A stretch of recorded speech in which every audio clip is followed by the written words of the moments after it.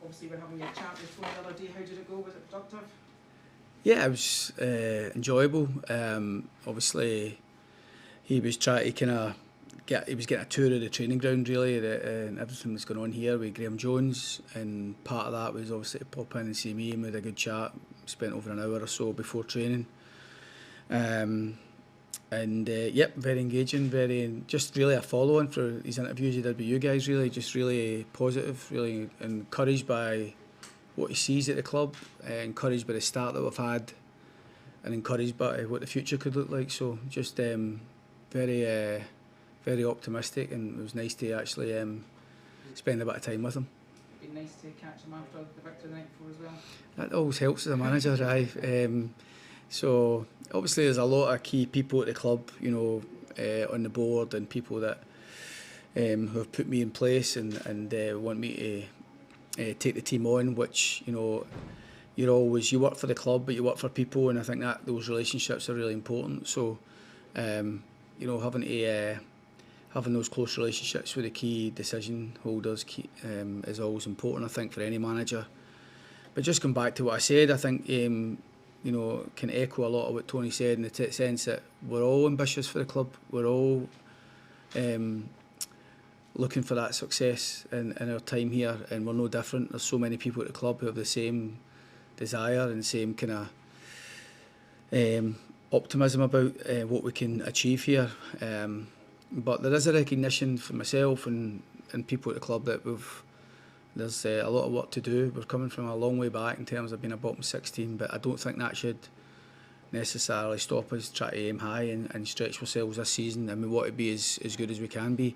But I think you can all naturally appreciate that from the playing side, that manager and players and staff, it's our job just to concentrate on the next game, and that will be the mantra going forward from us. We just need to try and win a game of football. But I think from our point of view, the manager and players, we all want to work for clubs with ambition, and thankfully we've got that here.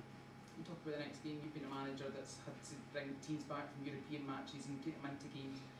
How do you approach it as the opposition manager, looking at that? Yeah, I've always thought, this is where I'm a politician now, so when I'm the manager who's dealing with that, I always think the team who's had a full week to prepare have got an advantage, because our focus from Tuesday morning coming back in was on Dundee United. Jim's focus and the people at Dundee United, well, they were doing their work on us and be ready for us on Sunday. Their focus is still on the European tie tonight. So I do think that, you know, I'm not going to sit here and contradict myself. I do think that you have that when you've got that longer preparation, it can help.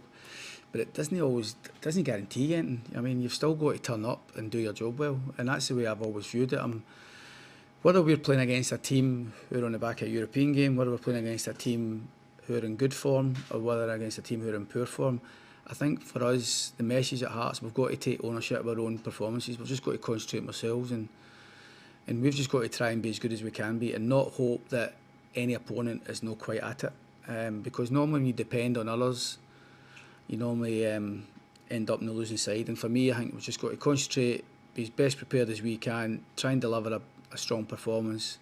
And if the performance is good, then it gives us a better chance of that outcome that we all want. We just want to win the game, and hopefully we can be good enough to do it. Pretty happy getting his paperwork through and finally being registered to play. Aye, God love him, to be honest. It's a shame. It's took longer than we all anticipated, and it's not been easy for the boy. You know, it's clear. I think he can start getting paid now as well, which is good for him. He can start paying his fine money. But no, on a serious note, it's you know, it can't be easy that when you go and sign and you get all the various excitement of signing for a club like Hearts and itching to get going, but then you're kind of having to kick your heels and wait. So it was good from his first training session proper as a registered Hearts player, so good for him. And obviously when we signed him, we said that he's been playing, he's up to speed. That's been tailored a wee bit, the fact that he's not been playing over the last month or so.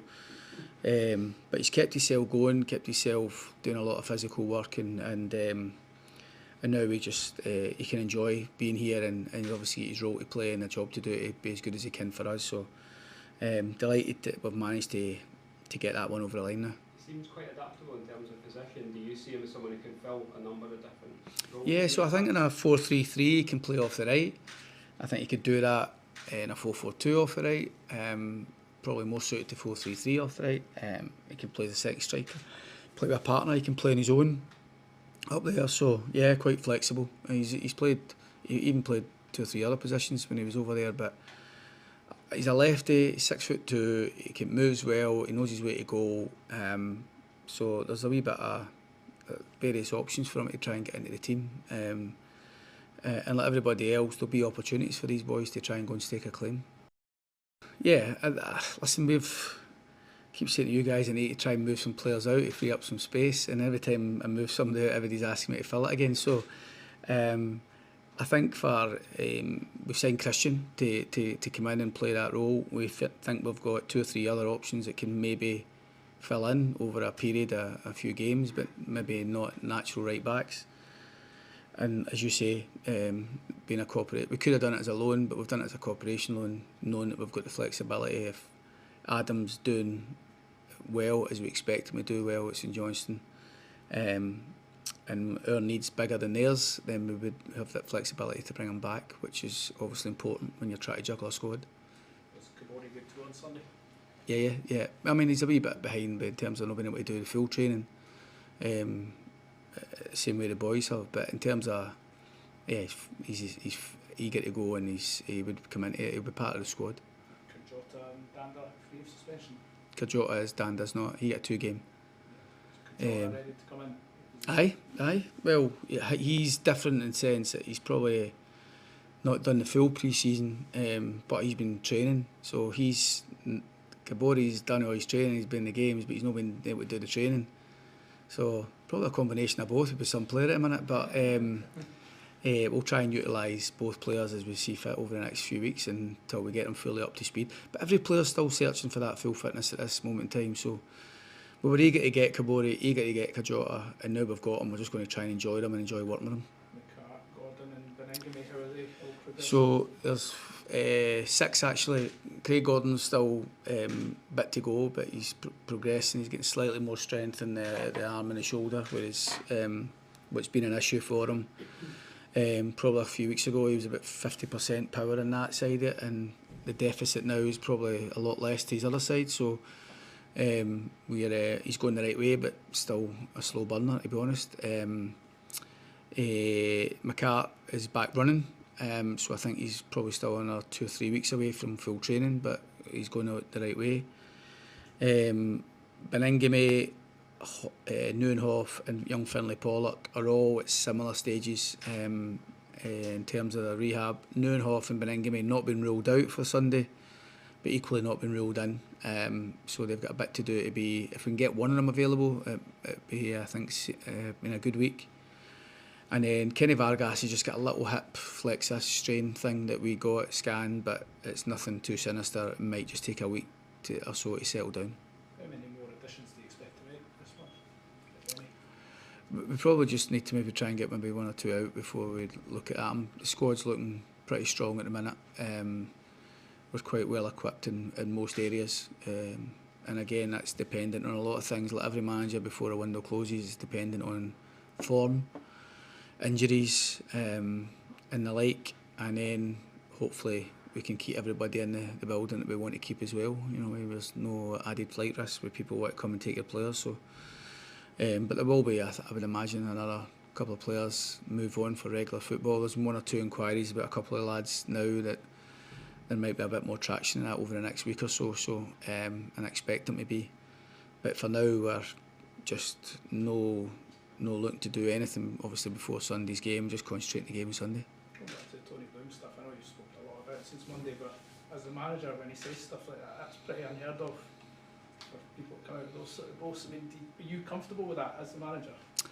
Yeah, listen, I anticipate, I kind of got the heads up really how positive Tony was going to be. And listen, you've got to, I think when you hear it from certain people, you can sometimes be, maybe people out there can maybe question it, but there's so much validation and confidence with what he says, because He clearly has a track record. He's very successful.